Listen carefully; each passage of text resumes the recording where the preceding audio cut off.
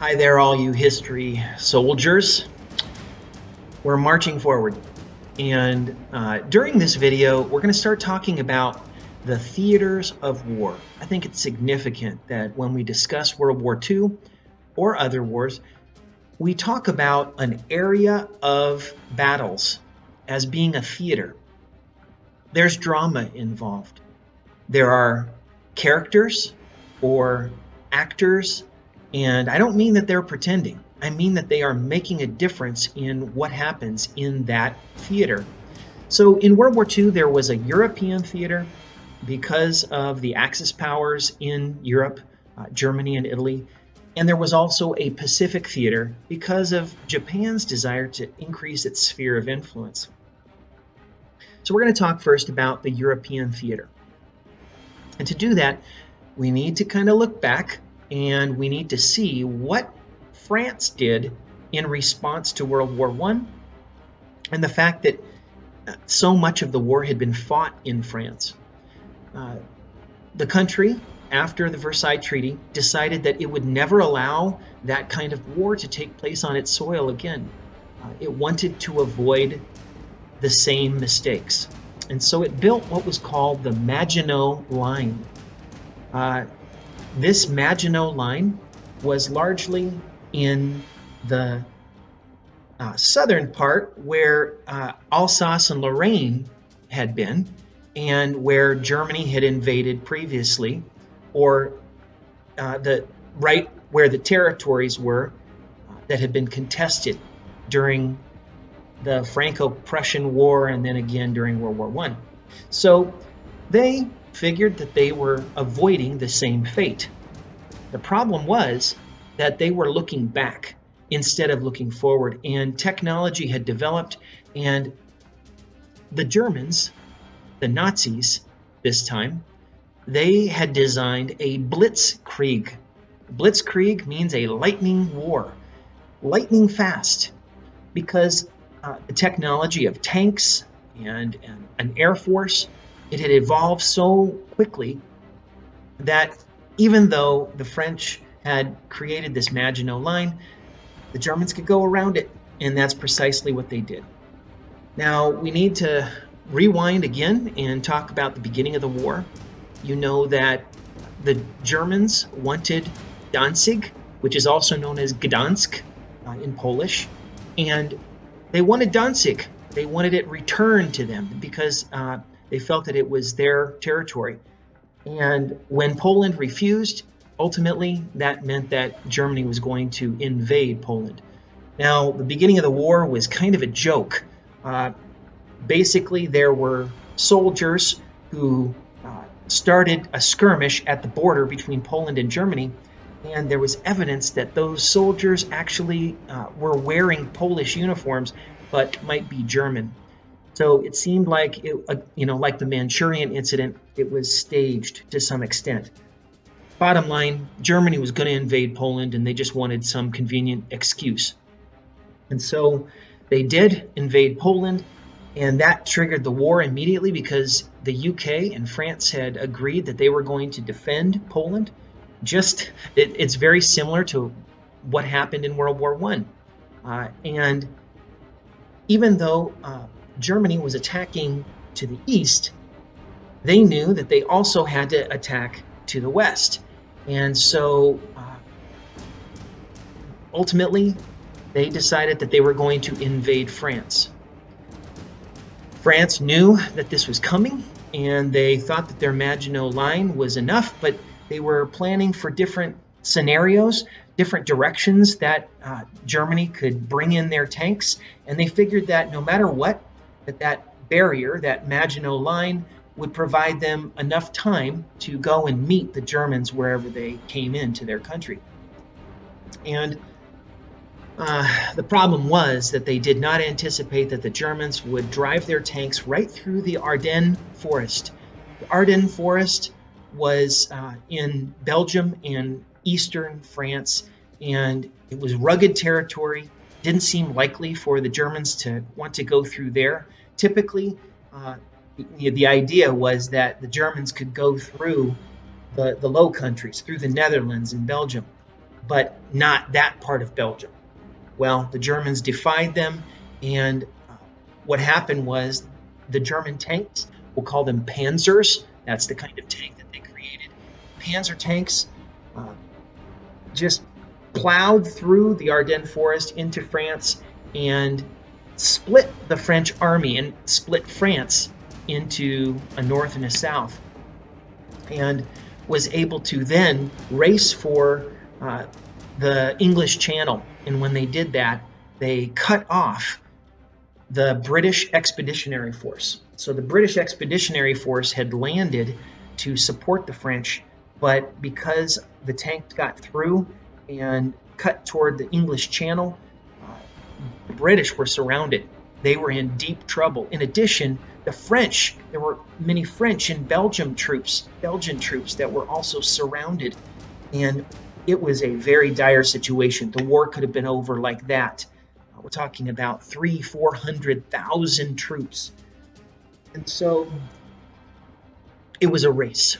The race was on for the ports of the English Channel in the north of France and in Belgium to escape. And fortunately, the BEF, the British Expeditionary Force, and the French troops were able to make it to a port city called Dunkirk. And Dunkirk was the target. It was the place they went to because of it had the best port facilities. The problem was that the Luftwaffe, which is the air force for the Nazis, they were pounding the beaches, and they were merciless in destroying the port facilities. So in the UK, the country was mobilized. They were going to try to send ships to pick up the troops, but it was a very difficult operation because even as the troop transports came in, many of them were hit from the air and were destroyed. People were killed as they were being transported. So it was just a dire situation. But in the UK, it was incredible. Every person with a boat, tiny boats, sailed to Dunkirk, and the miraculous thing was that it was a miracle. It was a rescue. And we'll talk a little bit more about that in the next segment. But what I do want to say is that the Germans had succeeded in defeating France. They divided up France into a northern zone and an eastern zone, a western zone rather, that they controlled.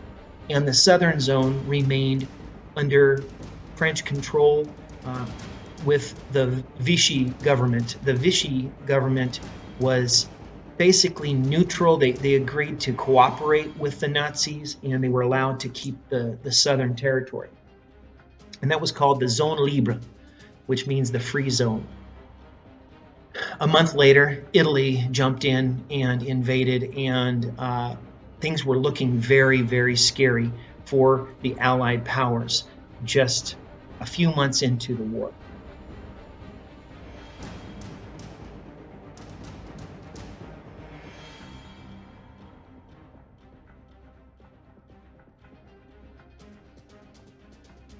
So let's talk a little bit more about the details. I'm calling this section Danzig to Dunkirk because after the Nazis invaded Poland on September 1st, 1939, that seemed like it would be the start of the war, and the Polish military could not compete with the Nazis. The Air Force fought valiantly, but there are many movies made of Polish planes being shot down, and there was no chance. And so the Nazis took over Poland. And then they turned their attention to France.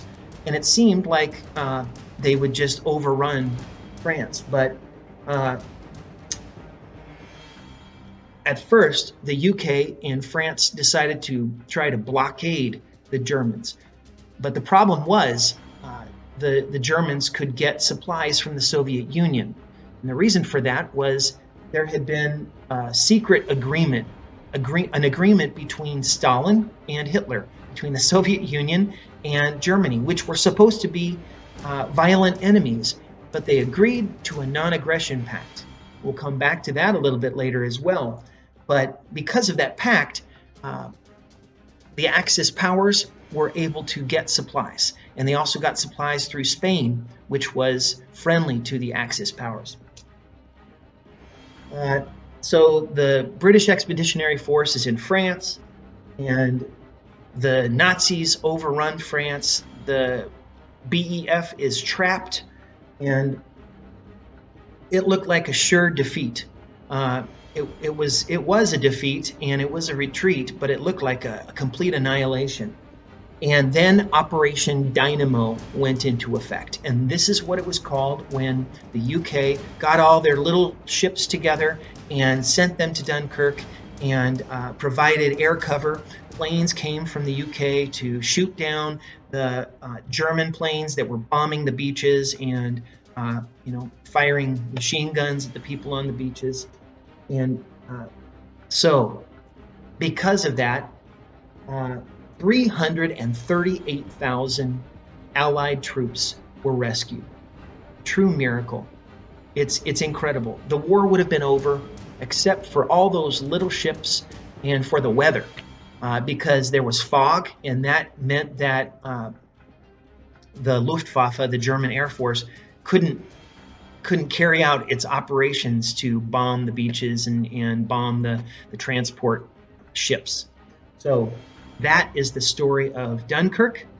So where does Danzig come in? We know that that was in Poland, but Danzig was actually the code word that started the German invasion of the Low Countries of the Netherlands and Belgium, and the move through the Ardennes forest.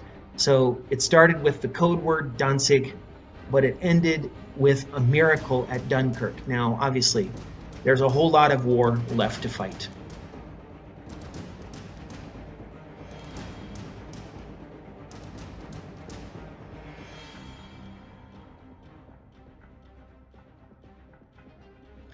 Winston Churchill, the Prime Minister of Great Britain, we also say the UK, he knew what was coming. He said, the Battle of France is over, and now the Battle of Britain is coming.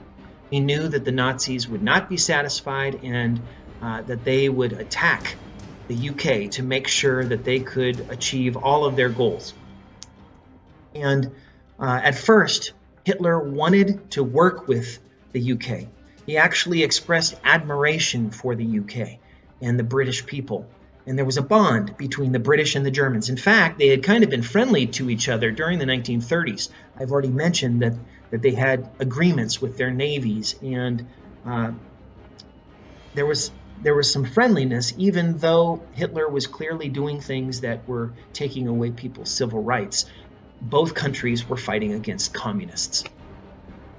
And so in the summer of 1940, remember in May of 1940, that's when France was overrun. And by the end of June, that was over.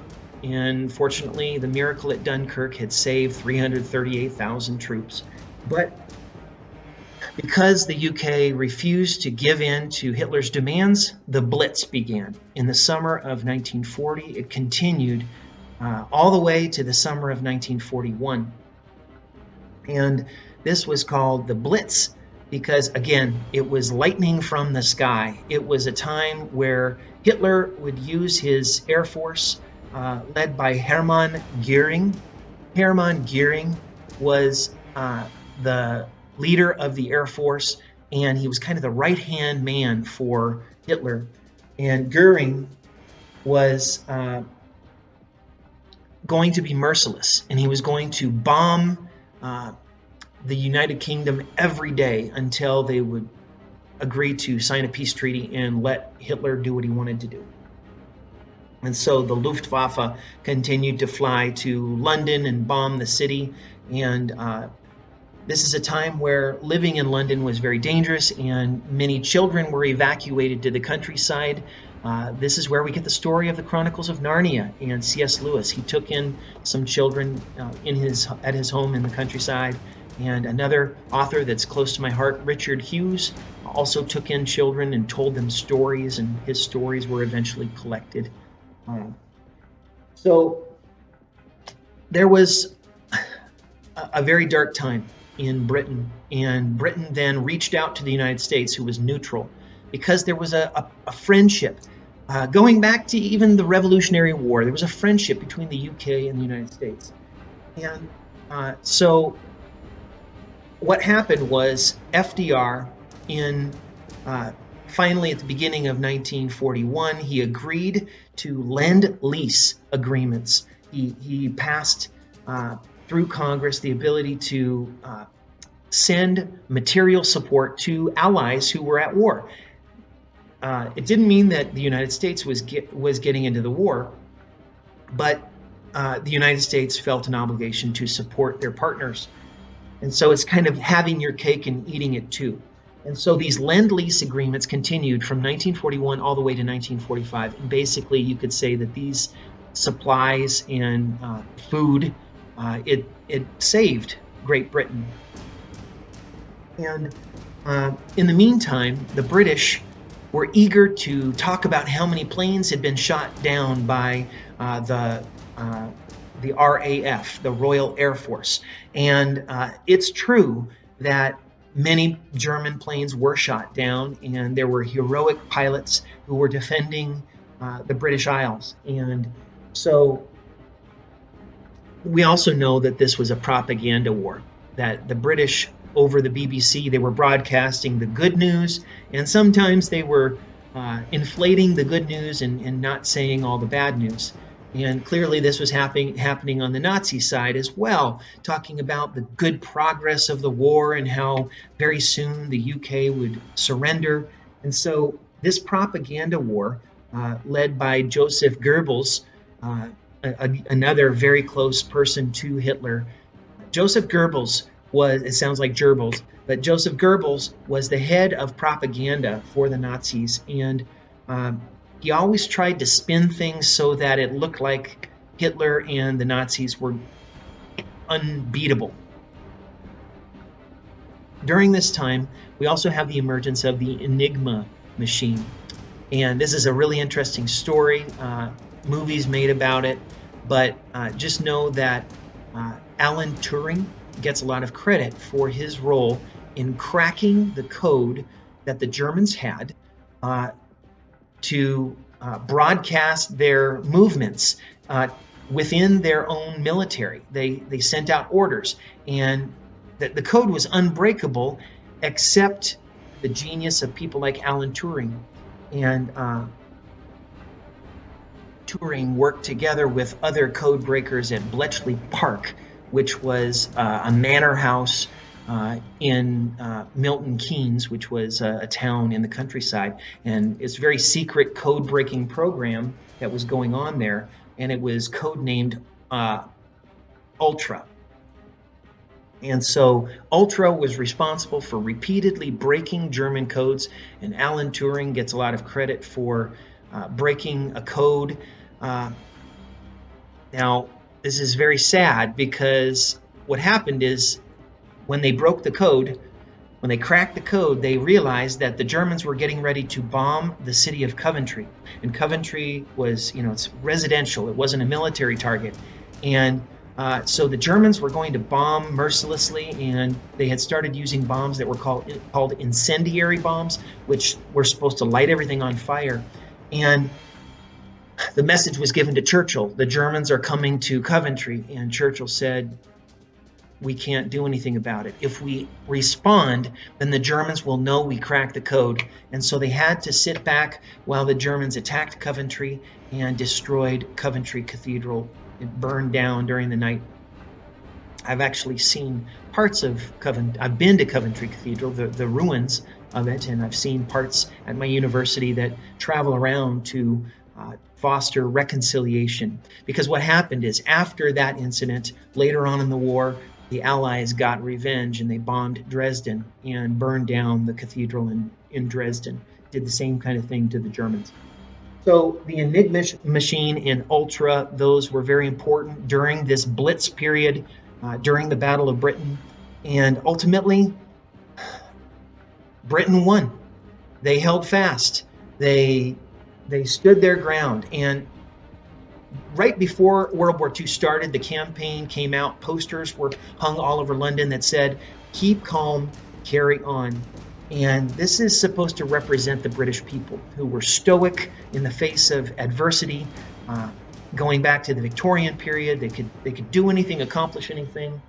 And even the king and queen remained at Buckingham Palace during the Blitz, even though their lives were in danger. They almost were killed when a bomb went off in the courtyard outside Buckingham Palace when they were there. And Winston Churchill was the rock during this period, broadcasting over the BBC, giving speeches to calm the people. And his most famous statement was this. He said, "Never was so much owed by so many to so few." And the many are all the people of not just the UK, but the world. And they owed their lives and their civilization to those few pilots who risked their lives every single day. And even maybe the code breakers as well. Even though they didn't put their lives on the line in the same way, they cracked the codes and made it possible for ships to avoid the Nazis and to know where the Nazis were going to be so that they could attack their ships. War is a complicated thing, and there are so many great stories that come out of it.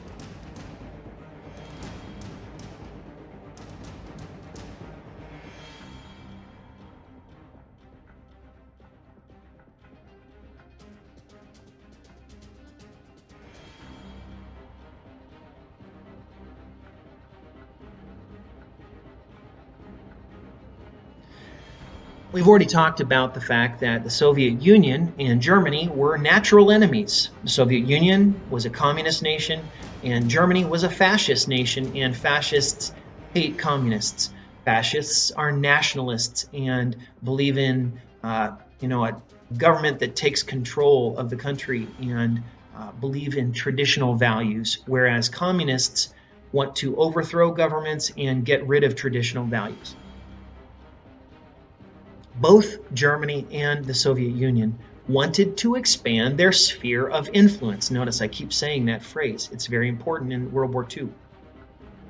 Germany described it as wanting Lebensraum, room to live. And the Soviet Union, they wanted a buffer to keep their enemies away from them, but they also wanted more territory, and they were looking west at Finland. And they actually did fight a war. During this time when there was a phony war between Germany and France, where things kind of died down all of a sudden in the fall of 1939 all the way to the spring till May of 1940, during that phony war period, Russia, Soviet Union, they were fighting a war against Finland, and they did it very badly. They did end up controlling Finland, and as a result, after World War II, they were able to keep Finland in their sphere of influence so that Finland did not join NATO and did not join the European Union. So, why did the Soviet Union and Germany not attack each other? It was because in August of 1939, just before Germany invaded Poland, the Molotov-Ribbentrop Non-Aggression Pact was signed between Stalin and Hitler. It was an agreement to not fight each other, even though they hated each other. And honestly, the more we know about the way things were as time has gone on, we can look back on history. We actually know that Stalin was just biding his time. He was waiting until later to attack Germany because he saw this war in Europe as an opportunity to spread communist revolutions all over Europe. And that's actually what the Soviet Union tried to do once the war was over. Hitler always had it in mind that he was going to invade the Soviet Union. He had said it in Mein Kampf, which was the book that he wrote in prison. So there's this non-aggression pact, and that means that there's only one front, the Western Front. Poland has already fallen. But Hitler, for some strange reason, he can't let well enough alone, and he decides that in 1941, he will attack the Soviet Union. maybe the failure of the Battle of Britain, the failure to defeat Britain once and for all, I think it made him angry. And so he wanted to go and attack the Soviet Union and accomplish that goal if he couldn't have the British goal, and he would wait for later, put that on the back burner. This plan was called Operation Barbarossa. It was named after a crusader from the Middle Ages that was kind of a rallying figure for these Nazis. They loved to look back to the Middle Ages and to history and to think that they were carrying the torch of the First Reich and the Second Reich, and now you had the Third Reich, the Third Kingdom of Germany. The people in Germany, the military leaders, actually studied the strategies of Napoleon. Napoleon also invaded Russia, and he failed because he didn't anticipate the cold Russian winter. And so the Germans, the Nazis, they were trying to figure out how Napoleon failed, and they figured, oh, okay, we have these tanks. It'll be no problem. We'll be able to move much more efficiently. And also the Russian people, the Soviet people, they're not going to pull back. That's how Napoleon lost. The Russian people pulled back into Russia, drawing the French armies further and further in until their supply lines were spread too thin, and they weren't ready for the winter with warm winter coats. And so Napoleon's fate had to be avoided, and the Nazis thought they could do that. And so they started to get ready for this this campaign in 1941. But Hitler seemed to keep dawdling. There were things happening that delayed the operation against the Soviet Union, and this was critical error, a blunder, because the later he waited, the longer, the more likely it would be that Germany got stuck in Russia during the cold Russian winter. And so Hitler was meddling in his own war. And honestly, if he had let his generals do the leading, he probably would have won World War II.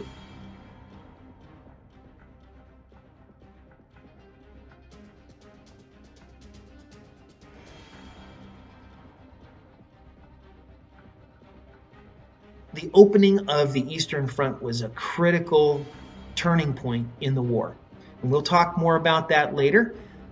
And notice I keep saying that because there's so many times we can take a microscope and we can zoom in and see more detail regarding the developments of World War II. But let's take a look at the big picture. We're going to shift back to the Western Front. As the Nazis saw that they were not accomplishing their goals, they failed in Britain, they failed in the Soviet Union, they were starting to run out of men, and they were starting to run out of supplies. And they were starting to get a little bit desperate. And so that leads us to the impending invasion of the Allied forces. Because after December 7th, 1941, the United States got in the war. And that was a massive, giant awakening. And all of those soldiers were flooding into the European theater. And so it was just a matter of time before the Allies launched an invasion to the mainland, to the continent of Europe. And the Nazis felt they were ready. They could fortify the entire coast, and there was no way the Allies were going to trick them and surprise them. They thought wrong. And that leads us to 3 operations that I need to talk about that are a part of what we call D-Day. Now, we also talk about the Battle of Normandy, which is the area in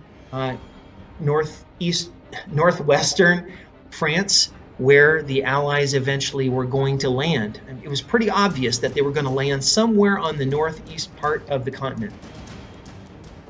The northwest part of the continent. Sorry, I am having a hard time reversing today. So the first operation was called Operation Bodyguard, and this was the Allies spreading disinformation. They tried to mess up the Nazis by faking this way and faking that way and it's quite interesting, all of the different operations, all the different sub-operations that they were doing, using like sheets of metal to mess up the radar for the Nazi armies so that they would not know their movements. This leads us then to Operation Neptune, which was the actual amphibious assault. Amphibious, just like amphibians, they are in the water, but they're also on land, and that is what the goal was for a landing of troops in troop carriers. They would go through the water, and then they would land on the beach, and they would secure the beach so that they could use that beach as a staging area for assaults on the rest of the continent and eventually Berlin. So this is 1944, and the end is near, and Hitler doesn't know it. So Operation Neptune logically is coming from the water.